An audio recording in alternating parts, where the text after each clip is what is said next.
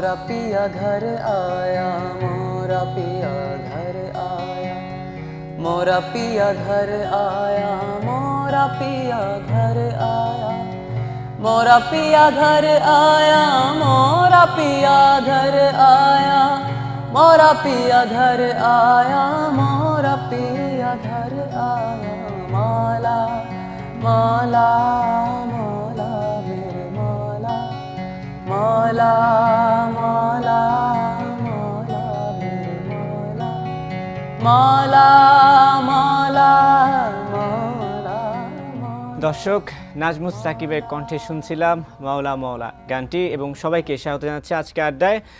নাজমুস সাকিব এবং সঙ্গে আছে সাদ আলামিন, বর্তমানে তরুণ দুজন উদীয়মান সঙ্গীত শিল্পী। তাদের সঙ্গে আড্ডা দেব, কথা বলবো, গানও শুনবো। সঙ্গে থাকুন, আশা করি ভালো লাগবে। কি অবস্থা দুজনে, কেমন আছেন? আলহামদুলিল্লাহ ভালো আছি। আলহামদুলিল্লাহ, দুজনেই ভালো আছেন। আমি আপনাদের গান শুনেছি অনেক, হয়তোবা দর্শকরা অনেকে শুনেছে, অনেকে শুনেনি, আজকে অনেক শুনবে। তারপর মানে কেমন চলছে সব কিছু আগে সেটা একটু জেনে নিই, তারপর আরও গানের দিকে চলে যাব। কে উত্তর দিবে আগে? আলহামদুলিল্লাহ, আমাদের ওভারঅল সব কিছু খুবই ভালো যাচ্ছে।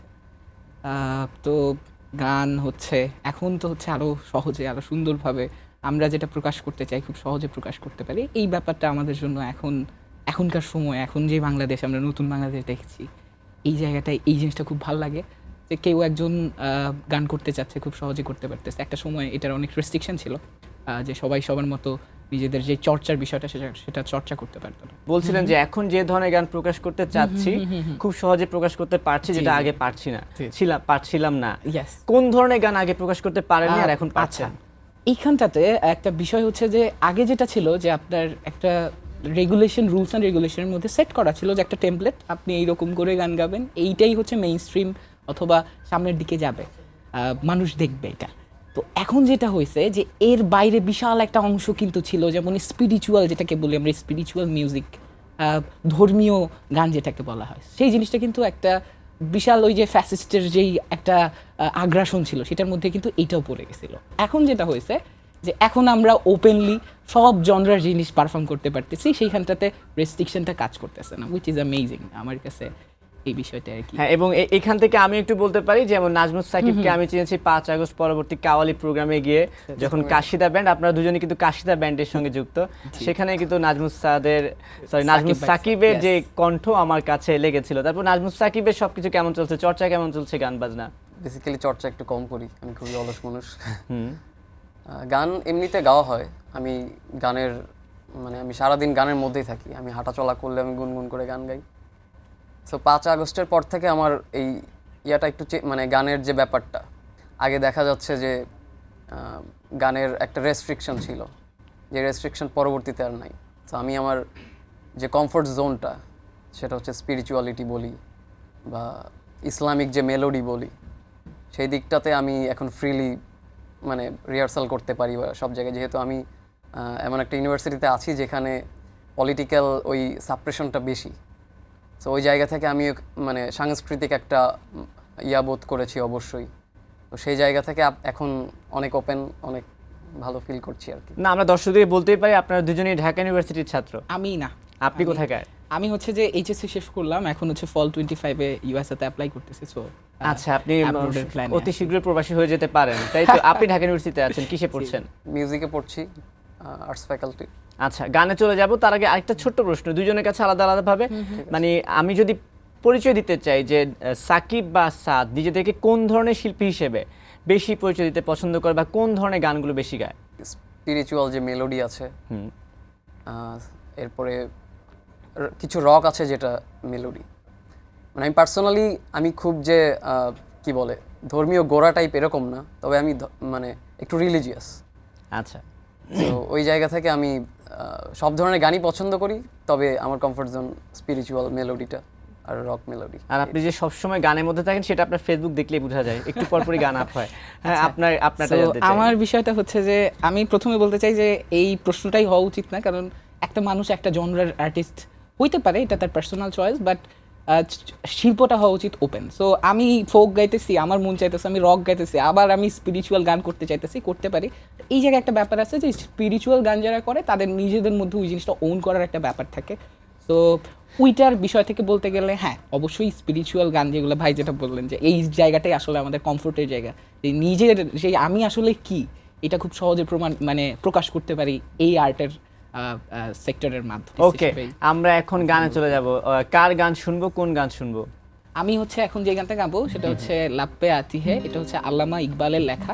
আল্লামা ইকবালের লেখা। लपे आती है दुआ बन के तमन्ना हूँ मेरे दम से यूं ही मेरे वतन की ज़ीनत, जिस तरह फूल से होती है चमन की ज़ीनत, जिंदगी हो मेरी परवाने की सूरत या रब, लब पे आती है दुआ मन के तमन्ना मेरी। এই যে গানের মধ্যে কথাগুলো, প্রত্যেকটা কথায় হচ্ছে যে নিজেকে পরিবর্তনের যে একটা ইচ্ছা বা প্রয়াস ঘটতেছে। সো এই আমাদের স্পিরিচুয়াল মিউজিকের সাথে এটা কানেক্ট করতে চাই যে আমরা যখন স্টেজে পারফর্ম করি তখন কথাগুলো যেগুলো বলি এগুলো যদি আমরা নিজেরা ওন করতে পারি বা ওন করতে চাই, সেই জায়গা থেকে কিন্তু আমাদের বিশাল একটা পজিটিভ চেঞ্জেস আসার একটা আমি মনে করি যে বিশাল একটা চান্স আছে। কাশিদা ব্যান্ডের সঙ্গে আপনারা দুজন কিভাবে যুক্ত আছেন? আমি হচ্ছে বেসিক্যালি একজন টেকনিক্যাল মানুষ, ফটোগ্রাফি করি, ভিডিওগ্রাফি করি, ফিল্ম মেকার হিসেবে কাজ করা হয় বেশি, ক্যামেরার পিছনের মানুষই বেসিক্যালি ছিলাম। তবে হাসিনার পতন যখন হলো তারপরে আমাদের বেশ কিছু কালচারাল অ্যাক্টিভিটিস শুরু হয়েছে। আমি অ্যাজ অ্যান টেকনিক্যাল টিমের সাপোর্টার হিসেবে, মার্কেটিং হেড আমি হচ্ছে কাসিদার। তো সেই জায়গার থেকে আমি এটার সাথেই ছিলাম, বাট ছোট থেকে গানের প্রতি বা হচ্ছে আর্টের প্রতি, সঙ্গীতের প্রতি একটা আলাদা কানেকশন সবসময় ফিল করছি এবং মাঝখানে অনেক গান টান করা হয়েছে, বাট ওইরকমভাবে জিনিসটা ওন করা হয়নি। বাট কাসিদা যখন শুরু হয়েছে, ওই ভাই যখন কুন ফায়াকুনের একটা টান দিতেছে, গলায় যখন সুরটা উঠতেছে, আমার এত ইন্টারেস্টেড ফিল হইতেছে, মনে হতেছে না this is something what I have to do, বা এখন হচ্ছে কোনো না হ্যাঁ এইটা থেকে একটা দারুণ কিছু হইতে পারে। সো সেই জায়গার থেকে ওই ক্যামেরা আমি করছি কি, একজনের হাতে আমার একটা অ্যাসিস্ট্যান্ট ছিল, ওরে বলছি তুমি ক্যামেরাটা ধরো, আমিও অ্যাড হইতে চাই। সো আমরা অ্যাড হইলাম। ওইটার আগ পর্যন্ত আমরা এক্সপেক্ট করি নাই যে কিছু একটা, মানে Yes. এই গানটা গাওয়ার আগ পর্যন্ত আমরা এক্সপেক্ট করি না কিছু একটা হইতে পারে, এরপরে আমরা বুঝছি যে না কিছু একটা It's হবে। something. কিন্তু কাশিদার খোঁজ খবর আপনি পেলেন কেমনে? কারণ আমি যখন আমি কাশিদা নিয়ে একটা আমাদের এপিসোড হয়েছিল, এক একজন এক এক জায়গার, Yes. এমন না কিন্তু সবাই এক জায়গা থেকে আসে, এক একজন এক জায়গার। সেটা কিভাবে আপনি কিভাবে যুক্ত এটা হলেন? হচ্ছে আমাদের মাঝখানে তো এমনিতেই একটা স্পিরিচুয়াল কানেকশন আছে সবার মাঝখানে, আমাদের ওই টেস্টটা আমরা ফিল করি। তো সালমান ভাই আছেন আমাদের ব্যান্ডের একজন, শাহিন ভাই। শাহিন ভাই। সালমান ভাইয়ের সাথে আমার আগে থেকে পরিচয় ছিল। তো আমার হচ্ছে গিটার প্লে করি যেহেতু আগে থেকে, তো ভাইয়ের একটা প্রোগ্রামে, শাহবাগের সেই প্রোগ্রামটাই হচ্ছে আমার গিটার প্লে করার কথা ছিল। সেখানে যে হঠাৎ করে কুন ফায়াকুন গাওয়া হয়, এবং ওইখানেই আমাদের ইউনিভার্সিটির একজন টিচার ছিলেন, উনি বললেন যে তারও একটা কাওয়ালির প্রোগ্রাম আছে, সেখানে গাইতে হবে। তো ওইখান থেকে আমরা ভাবলাম যে এখন তাহলে মানে আমরা কি নাম দিয়ে গাবো, ভাবলাম যে একটা কাওয়ালি ব্যান্ড করা যেতে পারে এখন। ওইখান থেকে কাসিদার সাথে, ওইখান থেকে কাসিদা ফর্ম হয়। ঠিক আছে, এবার আপনার কণ্ঠে একটু গান শুনতে চাই। এখন কোন গানে যাব? বাংলা গজল বলতে পারি এটাকে, আপনার ইচ্ছা। তুমি মাটির আদমকে প্রথম সৃষ্টি করিয়া ঘোষণা করিয়া দিলে শ্রেষ্ঠ বলিয়া, তুমি মাটির আদমকে প্রথম সৃষ্টি করিয়া ঘোষণা করিয়া দিলে শ্রেষ্ঠ বলিয়া, তাই নূরের ফেরেশতা করে আদমকে সেজদা, তাই নূরের ফেরেশতা করে আদমকে সেজদা, তুমি সবার উপর দিলে মাটির মানুষকে সম্মান, আল্লাহু আল্লাহু তুমি জাল্লে জালালুহু, শেষ করা তো যায় না গে। খুব রিসেন্টলি বাংলাদেশে আতিফ আসলাম এসেছিল এবং আপনারা একই মঞ্চে একসাথে গিয়ে এসেছেন, সেই অভিজ্ঞতা শুনবো। কিন্তু তার আগে একটা রহস্য মোচন করতে চাই, দুজনেরই পড়ালেখার ব্যাকগ্রাউন্ড জানতে চাই। কোথা থেকে? আমি মাদ্রাসায় করেছি, মাদ্রাসায় পড়াশোনা করেছি। আলিম পরীক্ষা দিয়েছি হচ্ছে আপনার তামিল মিল্লাত থেকে, টঙ্গী শাখা যেটা, সেখান থেকে আলিম করেছি এবং তারপরেই ঢাকা ইউনিভার্সিটিতে আসা। আপনারটা তো জানলাম, এবার আপনার পড়ালেখা কোথায়, ব্যাকগ্রাউন্ড কিসে? আচ্ছা, আমার পড়ালেখার ব্যাকগ্রাউন্ড হতেছে যে আমিও ভাইয়ের সাথে সিমিলার আছি। ছোটবেলা থেকেই মাদ্রাসায় পড়াশোনা করা হয়েছে, তামিল মিল্লাত মেইন ক্যাম্পাস যেটা, সেখানে পড়াশোনা করা হয়েছে। তো আলিম সেখান থেকেই শেষ করছি। এখন ওই যে বললাম তো অ্যাব্রডে অ্যাপ্লাই করতেছি, সো ইনশাল্লাহ ফর শিওর এবার ফল 25 ধরতেছি। তাহলে আমার একটা প্রশ্ন হচ্ছে যে যেহেতু জেনারেল এডুকেশন এবং মাদ্রাসা এডুকেশন, মানে আমরা কিন্তু মাদ্রাসার পড়ালেখা বলতে ভাবি যে ধর্মীয় পড়াশোনা নিয়ে ব্যস্ত, আর জেনারেল মানে জেনারেল। তো এই ক্ষেত্রে কি আমাদের সমাজে ওভাবেই কি বোঝানো হয়েছে বা প্রতিষ্ঠা করা হয়েছে যে মাদ্রাসার ছেলেরা ধর্মীয় চর্চার বাইরে আর কিছুই পারে না, এমন কিছু কি আছে কিনা? এখানে আসলে মাদ্রাসার দুইটা টাইপ আছে, একটা আলিয়া আর একটা কওমি। আরও টাইপ থাকতে পারে, আমি হয়তো জানি না। তো আমি যেহেতু আলিয়ায় পড়েছি, আমি ইংরেজি বাংলা সবই পড়েছি, বিজ্ঞান সায়েন্স সবই ছিল আমাদের। এই জায়গা থেকে আমি মাদ্রাসার স্টুডেন্টদেরকে আগায় রাখবো এই কারণে যে আমরা যেভাবে ইংলিশ পড়ছি সেভাবে আমরা অ্যারাবিকও পড়ছি, সব সাবজেক্টই আমরা পড়ছি, ম্যাথমেটিক্স বলি, সায়েন্স বলি, সবই। সো এই জায়গা থেকে জেনারেল স্টুডেন্টদের থেকে মাদ্রাসার স্টুডেন্টদের আমি এগিয়ে রাখবো এবং তারা মেরিটোরিয়াস হয় একটু বেশি। আমি যেটা দেখেছি ঢাকা ইউনিভার্সিটিতে গত কয়েক বছরে মাদ্রাসার স্টুডেন্টরাই বেশি চান্স পেয়েছে এবং ফার্স্ট পজিশনগুলোতে তারাই থেকেছে আর কি। তো সেই জায়গা থেকে আমি বলবো যে মাদ্রাসার স্টুডেন্টরা এগিয়ে আছে এখানে। এবং একটু আগে সাদ বলছিল যে সে দেশের বাইরে পড়াশোনা করতে যাচ্ছে, হ্যাঁ, তো এই ক্ষেত্রে সাদের কিছু বলার আছে? আচ্ছা, আমার বলার বিষয়টা যেটা, আমি হচ্ছে ইউএসএ ফল 25 অ্যাপ্লাই করতেছি। আমি সবাই বলে রাখতেছি যারা বাইরে অ্যাপ্লাই করতে চায় তাদের জন্য, সে আপনি মাদ্রাসায় পড়ছেন না স্কুলে পড়ছেন, they doesn't even care about it. So আপনার যেটা দেখবে যে হু ইউ আর, আপনার কি একাডেমিক এক্সিলেন্সি আছে, আপনার এক্সট্রা কারিকুলার অ্যাক্টিভিটিস কি, আপনি হচ্ছে যে তাদের দেশে যে কী করতে চান, আপনার মোটিভেশন কী। সো এই বিষয়গুলো খুব ক্লিয়ারলি ওদেরকে হচ্ছে বুঝাইতে পারলে দেন দে উইল গেট ইউ, মানে আপনার অ্যাকসেপ্টেন্স হয়ে যাবে। সো সেই জায়গা থেকে আমি বলি যে মাদ্রাসা থেকে খুব ভালো ভালো, এই যে তামিনুল মিল্লাত থেকে এমআইটিতে হার্ভার্ডে অ্যালামনাইজ আছে, তাদের সাথে আমার কথাও হয়েছে। সো আমরা যে মনে করি যে মাদ্রাসা জেনারেল প্রতিষ্ঠান অথবা কওমি, এই যে ভাগ করছি আমরা, এই যে আবারও বললাম যে দেয়ালটা তৈরি হয়েছে, এই দেয়ালটা ভাঙা দরকার। সেইটা না হলে হবে কি, অনেক ভালো ট্যালেন্টেড মানুষ যারা, তাদেরকে আমরা মেইন স্ট্রিম অথবা মেইন যে এই যে এখন দেশ সামনের দিকে যাক, ভালো কাজ করুক অথবা দেশ ভালো করুক, আমরা সেটা চাই। সেই জিনিসটা হওয়ার ক্ষেত্রে একটা বাধা আমরা দেখবো যে সৃষ্টি হইতেছে। শিক্ষা থেকে বিনোদনে ফিরে আসছি, এবার আবার একটু গান শুনবো। কোথায়, কোন গানে যাব? এবারে গজল ট্রাই করছি একটা। ওকে, ঠিক আছে, এটা উর্দু অথবা হিন্দি হতে পারে। ওকে, ঠিক আছে। होठों से छू लो तुम मेरा गीत अमर कर दो,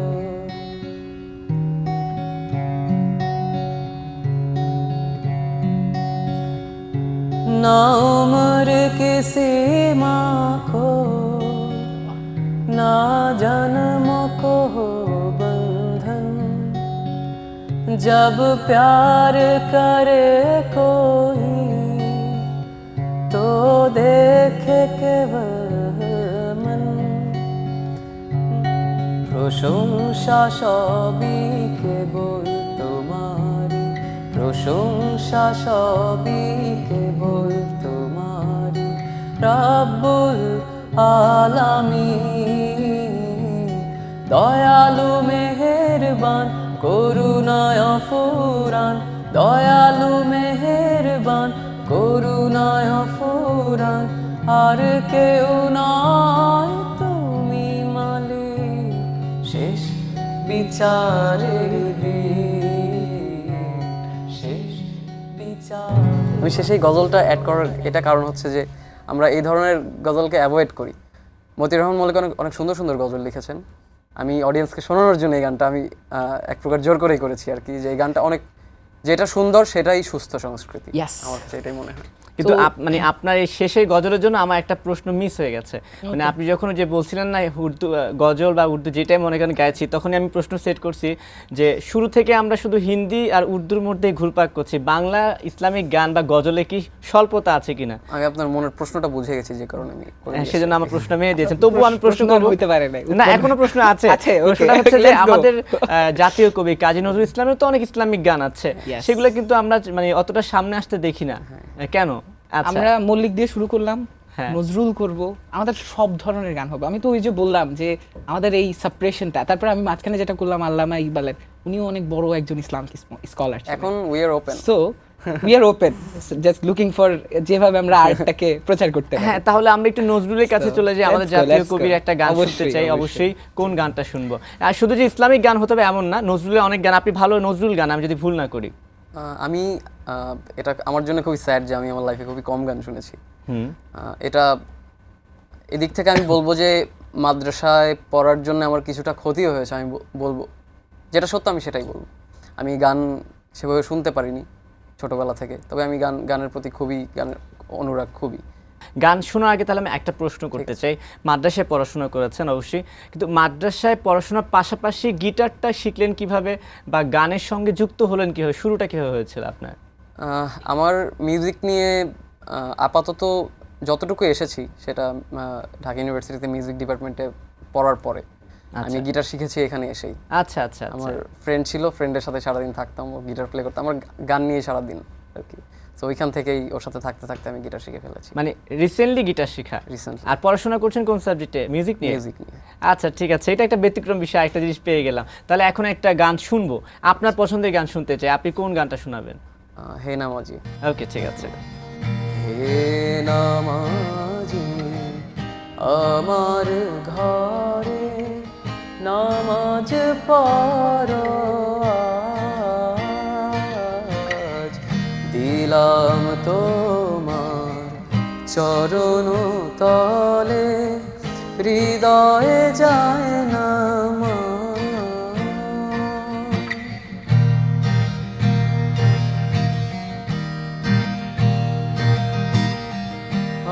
আমি গুনাহগার বেখবর নামাজ পড়ার নাই অবসর, আমি গুনাহগার বেখবর নামাজ পড়ার নাই অবসর, চরণ ছোঁয়ায় এই পাপীরে করো সরফারা। নজরুলের, কাজী নজরুলের। ঠিক আছে, আতিফ আসলাম প্রসঙ্গে চলে যায়। রিসেন্টলি আতিফ আসলাম বাংলাদেশ মাতিয়ে গেল, সে একই মঞ্চে আপনারা পারফরমেন্স করেছেন, তাই তো? এক্সপিরিয়েন্স আমি বলে বোঝাতে পারবো না। সেটাই এখন বলে বুঝাতে হবে, কেমন ছিল এক্সপিরিয়েন্স? কার কাছে যাবো, দুজন থেকেই শুনতে চাই একটু একটু করে। আমি ছোটবেলা থেকে আতিফ আসলামের বিগ ফ্যান। ছোটবেলা থেকে আতিফ আসলামের ভয়েস, তার যে থ্রোয়িং, আমি জাস্ট মানে বলার ভাষা নাই আর কি আমার কাছে। তো আমি ছোটবেলা থেকেই ফ্যান আতিফ আসলামের, ছোটবেলা থেকে ওর গান গাই। এখন হঠাৎ করে কাসিদার সাথে এসে গান গাওয়া এবং এরপর যে এরকম একটা সুযোগ পাওয়া আতিফ আসলামের সাথে স্টেজ শেয়ার করা, আমি ফার্স্টে যখন এটা শুনি, আমি তখন হলে ছিলাম, রুমে ছিলাম, আমাকে সাদ ফোন দিয়ে বলে যে ভাই এরকম একটা প্রোগ্রাম আছে, হতে পারে কিছু একটা, ওই স্টেজে আমরা আতিফ আসলামের সাথে শেয়ার করতে পারি স্টেজ। আমি এটা শুনে লিটারালি আমার গুজবাম্পস হচ্ছিল এবং আমি আমার চোখ দিয়ে পানিও হয়তো পড়েছিল, আমি খেয়াল করিনি, আমি খুবই ইমোশনাল হয়ে গেছিলাম ওই সময়। সো এইটাই আর কি আমার এক্সপিরিয়েন্স ছিল, এর বেশি বোঝাইতে পারবো না। তার মানে হচ্ছে প্রথম বার্তা সাদ দিয়েছিল, তাহলে সাদকে প্রথম বার্তা কে দিয়েছিল? আচ্ছা, তো আমাদের মূলত আমি বলে নেই, আমাদের ফাউন্ডার যে শাহিন ভাই অলরেডি হচ্ছে শোতে আপনারা দেখেছেন। সো শাহিন ভাই, সালমান ভাই, শাহিন ভাই মূলত হচ্ছে ওইখানের যেই অর্গানাইজার, তাদের সাথে এই বিষয়টা নিয়ে আলোচনা হয়েছে, তারা আমাদেরকে অফার করা হয়েছে। তারপরে তো মেইন কাহিনী যেটা, ওই যে আমি টেকনিক্যাল লোক, মার্কেটিং হেড, সো সবগুলো নিউজ আর কি আমার কাছে আসে, আসার পরে আমার হচ্ছে ম্যানেজমেন্ট এন্ড এভরিথিং এর দায়িত্বটা একটু পালন করার সৌভাগ্য আমার হয়। ছোট হয়ে গুরু দায়িত্ব আপনার হাতে থাকে। আলহামদুলিল্লাহ, গুরু দায়িত্ব বলবো না, গুরু দায়িত্ব আমি অবশ্যই বলবো না, এটা ছোট্ট একটা পার্ট। আমি তাদের মতো তো হচ্ছে যে তারা যেই জায়গাটা ওন করতেছে, সেই জায়গায় আমি যদি একটু হেল্প করতে পারি, এটা আমার নিজের কাছে খুব ভালো লাগে। আতিফ আসলামের বিষয়টা হচ্ছে যে সেই স্টেজে পারফর্ম করার ক্ষেত্রে ওনারা পারফর্ম করবে, এবং এই যে পারফরমেন্স, আমিও স্টেজে ওঠার সৌভাগ্য হয়েছে। সো একই স্টেজে পারফর্ম যখন করতেছিলাম, আমার কাছে বেশ ভালো লাগছে। তারপরে আতিফের পারফরমেন্স দেখলাম, 3.5 ঘন্টা টানা লোকটা গান গাইতেছে। আমি বলতেছি এটা মেবি প্রি প্ল্যান কোনো কিছু হইতে পারে, যে রেকর্ডেড কিছু হইতে পারে, বাট তখন অনেক চেক করলাম যে দেখতেছি, পাইতেছি না। হি ওয়াজ এক্সিলেন্ট, এবং একজন আর্টিস্ট হিসেবে সে আসলেই খুব ভালো পারফর্ম করে। এবং এই যে 3.5 ঘন্টার প্রসঙ্গটা বলছিলেন, তিনি কিন্তু অনবরত গিয়ে গেছেন। এবং আমি যতটুকু জানি যে ওনার সঙ্গে কন্ট্রাক্ট ছিল হচ্ছে 1.5 ঘন্টা। ইয়েস, কিন্তু তিনি পুষিয়ে দিয়ে তার ডাবলের চেয়েও বেশি করে দিয়ে গেছেন। এবং এবং লিটারালি সারপ্রাইজড হয়ে গেছিলাম একটা মানুষ 3 ঘন্টা কিভাবে গান করে, তার ভোকাল কিভাবে ঠিক থাকে। ঠিক আছে, আতিফ আসলাম প্রসঙ্গে ছিলাম, অনেক কথা বলছিলাম, আমাদের মধ্যে আতিফ আসলাম নাই, কিন্তু আপনি বলছেন যে নাজমুল আসলাম আছে নাকি? আমরা সাকিব আসলাম। সাকিব আসলাম, আমি একটু ওর কণ্ঠ থেকে একটু আতিফ আসলামের কোনো একটা সুফি সং বা কিছু একটা যদি একটু শুনে আসি।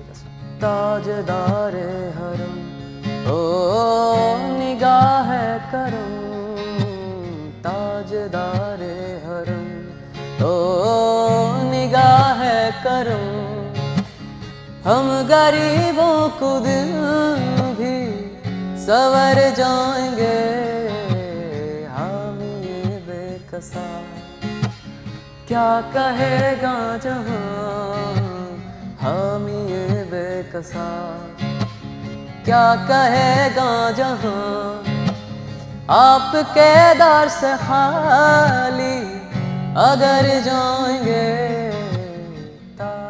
বিজয় মাস চলছে, কিন্তু বিজয় মাসে বিজয়ের একটা গান তো শুনবো অবশ্যই, কিন্তু তার আগে একটা প্রসঙ্গ, আপনি তো পড়াশোনা করছেন মিউজিক নিয়ে, আমার জানা আগ্রহ মিউজিক নিয়ে পড়াশোনা কি, মানে কি আপনাকে গান গাইয়ে পরীক্ষা দেন নাকি, মানে পরীক্ষাও বা কি দিতে হয় আপনাদের? যেহেতু মিউজিক নিয়ে পড়ি, হ্যাঁ, আমাদের মধ্যে একটা ভুল ধারণা আছে, যেটা আমারও ছিল, এটা আমি খারাপ চোখে দেখি না। কোনটা? সেটা হচ্ছে আমি আগে ভাবতাম, আপনার মতোই ভাবতাম যে শুধু গান গেয়ে গেয়ে পরীক্ষা দিতে হয়, খুবই সহজ। একটু হয়তো ভালো হতো, গিয়ে গিয়ে স্যারের কাছে গান গাইতাম শুধু। আমাদের আমি বর্তমানে 5th সেমিস্টারে আছি, আমাদের ওয়েস্টার্ন মিউজিক আছে, এরপরে 20 শতকের বাংলা গান, যেটা হিউজ একটা কোর্স, অনেক কিছু পড়তে হয়, অনেক পড়তে হয়। আমি আচ্ছা। মানে আপনি যতটা ভাবতেছি তার চেয়ে অনেক বেশি পড়তে হয়। সো আমি পড়াশোনা করি না একদমই, যাই হোক। তারপর তো আপনি ক্লাস মিস দিতে চান না, বলছিলেন না আমাকে যে ভাই শুটিং এর আমি জন্য খুবই ক্লাস মিস দেওয়া যাবে না। আমি খুবই ক্লাস মিস দিই। তো যাই হোক, আমাদের এক একটা সেমিস্টারে 2টা যদি প্র্যাকটিক্যাল কোর্স থাকে, মানে গান গাবার কোর্স থাকে, আচ্ছা, যেমন রবীন্দ্রসঙ্গীত হতে পারে, যে কোনো নজরুল সঙ্গীত হতে পারে, সেভাবে পাশাপাশি 2 থেকে 3টা থিওরিটিক্যাল কোর্স থাকে, সেটা হচ্ছে আমাদের গান নিয়ে পড়াশোনা। এই যেমন এখানে ওয়েস্টার্ন মিউজিক আমাদের একটা থিওরিটিক্যাল, 20 শতকের বাংলা গান একটা থিওরি, এরকম। তো আমাদের থিওরি বেশি আর কি। আচ্ছা ঠিক আছে, বিজয়ের মাস চলছে, ডিসেম্বর মাস চলছে, একটু আমরা একটা বাংলা সুন্দর আমাদের দেশাত্মবোধক কোনো গান কি গাইতে পারি?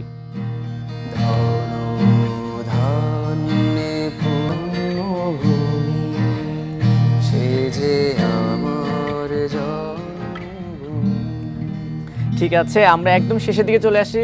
শেষমেশ আপনার ভবিষ্যতে কি করার ইচ্ছা আছে? গান বাজনা নিয়ে থাকবেন নাকি মার্কেটিং নিয়ে থাকবেন? এই প্রশ্নটা সুন্দর। আমি ভবিষ্যতে হচ্ছে যে আমার কর্পোরেট ওয়ার্ল্ডে অনেক কাজ করার প্ল্যান আছে, এবং রিসেন্টলি আমার নিজের এজেন্সি নিয়ে কাজ করতেছি। সো মার্কেটিং নিয়ে থাকবো, তাদের ফান্ডিং যেন আমি করতে পারি সেই স্বপ্নটা আমি দেখি। আচ্ছা, মানে ভালো গান ভালো জিনিসের সঙ্গে হ্যাঁ, সবসময় এইটা থাকার সবসময় ইচ্ছাটা। থাকতে হবে, এবং এইটা খুব ওয়াইড ওপেনলি এটা হইতে হবে, এবং এইটা যারা করবে তাদেরকে আমি সাপোর্ট করতে চাই। ঠিক আছে, তাহলে আমাদের সাপোর্ট লাগলো, আমরা আপনার সঙ্গে যোগাযোগ ইনশাআল্লাহ, করব। অবশ্যই। সাকিব, আপনার কাছে জানতে চাই, পড়াশোনা করছেন তো মিউজিক নিয়ে, তাহলে মিউজিক নিয়ে থাকা হবে নাকি? ফিউচার প্ল্যানিংটা মিউজিক কি? তো অবশ্যই লাইফের একটা বিশাল পার্ট আমার লাইফের, মিউজিক তো অবশ্যই থাকবে, পাশাপাশি কর্পোরেট সেক্টরে তো ঢুকতে হবে, যেহেতু বাংলাদেশে আছি। ওকে, ঠিক আছে, আপনাদের দুজনকে অসংখ্য ধন্যবাদ। সময় শেষ হয়ে আসছে, এখন একটা ছোট্ট করে সুন্দর একটা গান শুনতে শুনতে বিদায় নেব। কোন গানটা দিয়ে? আলগা করো গো খোপার বাঁধন, আলগা করো গো খোপার বাঁধন, দিল वही मेरा फंस गई, दिल वही मेरा फंस गई, বিনোদ বেনির জরিন ফিতায়, বিনোদ বেনির জরিন ফিতায়, अंधा इश्क मेरा कस गई, अंधा इश्क मेरा कस गई।